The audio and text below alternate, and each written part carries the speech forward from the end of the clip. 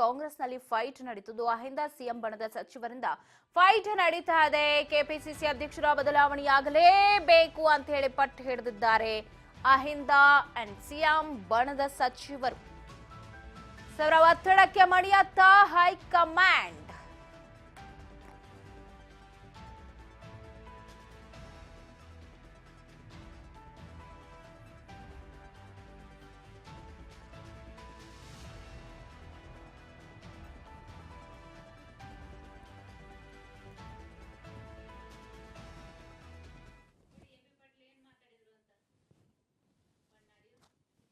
ಅನೇಕ ವಿಷಯಗಳದಾವ. ಈಗ ಅಭಿವೃದ್ಧಿ ವಿಚಾರಗಳು, ಮತ್ತೊಂದು ವಿಚಾರಗಳು ಬಗ್ಗೆ ಚರ್ಚೆ ಮಾಡಿ ನಮ್ಮ ಪಕ್ಷದ ಬಗ್ಗೆ ಚಿಂತೆ ಮಾಡಕ್ ಹೋಗ್ಬೇಡಿ. ನಮ್ಮರೆಲ್ಲರೂ ಮುಖ್ಯಮಂತ್ರಿಗಳು ಡಿ.ಕೆ. ಶಿವಕುಮಾರ್ ಅವರು, ಸತೀಶ್ ಜಾರಕಿಹೊಳಿ ಅವರು, ಪರಮೇಶ್ವರ್ ಅವರು, ರಾಜಣ್ಣ ಅವರು, ಎಂ.ಪಿ. ಪಾಟೀಲ್ ಅವರು, ಖಂಡ್ರೆ ಅವರು ಎಲ್ಲರೂ ಒಕ್ಕಟ್ಟಾಗಿದ್ದೀವಿ. ನಮ್ಮಲ್ಲಿ ಯಾವುದೇ ಭಿನ್ನಾಭಿಪ್ರಾಯಗಳಿಲ್ಲ.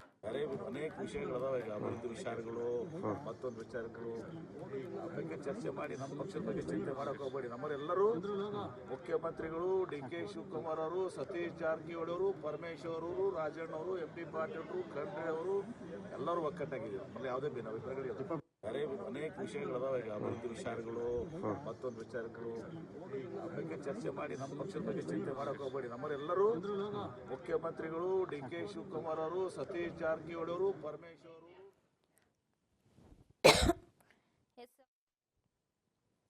ಕೆಪಿಸಿಸಿ ಸಾರಥಿ ವಿಚಾರಕ್ಕೆ ಸಂಬಂಧಪಟ್ಟಂತೆ ಪರ ವಿರೋಧದ ಚರ್ಚೆಗಳು ಆಗ್ತಾ ಇದ್ರೆ ಇತ್ತ ಸಿದ್ದು ಬಣ, ಹಿಂದ ಬಣ ಆಗ್ಲೇಬೇಕು ಕೆಪಿಸಿಸಿ ಅಧ್ಯಕ್ಷ ಸ್ಥಾನ ಬದಲಾವಣೆ ಅಂತ ಹೇಳಿ ಪಟ್ಟು ಹಿಡಿದಿದ್ದಾರೆ. ಇವರ ಒತ್ತಡಕ್ಕೆ ಹೈಕಮಾಂಡ್ ಮಣಿಯತ್ತ ಏನ್ ಹೇಳತ್ತೆ ಅಂತ.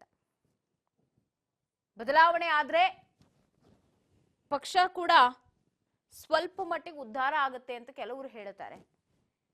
ಇವರ ಒತ್ತಡಗಳಿಗೆ ಹೈಕಮಾಂಡ್ ನಿರ್ಧಾರ ಏನು? ಗ್ರೀನ್ ಸಿಗ್ನಲ್ ಕೊಡತ್ತ ಸಚಿವರುಗಳ ಒತ್ತಡಕ್ಕೆ ಮಣಿದು, ಅಥವಾ ನಾವೆಷ್ಟು ಹೇಳಿದೀವಿ ಅದ್ರ ಬಗ್ಗೆ ಎಲ್ಲ ಮಾತಾಡಬೇಡಿ ಅಂತ ಮತ್ ಮಾತನಾಡ್ತಾರೆ ಅಂತ ಮತ್ತೊಮ್ಮೆ ಕಿವಿ ಹಿಂಡಕ್ ಮುಂದಾಗ್ತಾರ ಅನ್ನೋದನ್ನ ಕಾದ್ ನೋಡ್ಬೇಕಾಗತ್ತೆ.